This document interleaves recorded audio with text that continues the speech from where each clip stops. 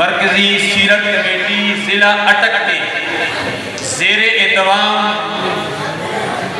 तकरीब का आगाज जानशीने रियासत मिल्लत साहबजादा कारी मोहम्मद इकराम खान अलवी कलाम मजीद से हो चुका है। रात को भी हुआ था, पहली नशिस्त थी जिसमें डीसी साहब मोहतरम जनाब राव आतिफ राजा साहब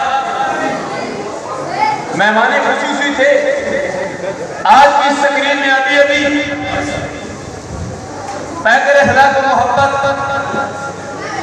मोहतरम जनाब शेख आफ्ताब अहमद साहब जो मरकजी सीरत कमेटी के सबका निगरान आला थे, मास्टर रशीद रहमान साहब विसाल फरमा गए।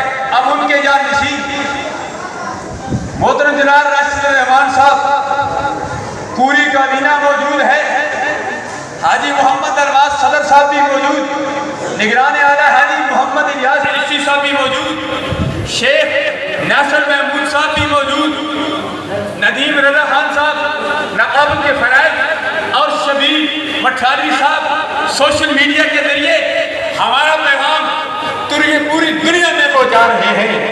अल्हम्दुलिल्लाह अभी आफाने आलिया करिया रहमत शरीफ साहबजादा हाफिज सईद अहमद साहब नवर अल्लाह बरकतहू गुज़श्ता साल थे, आज नजर नहीं आ रहे, शेर खामोश में पहुंच चुके हैं।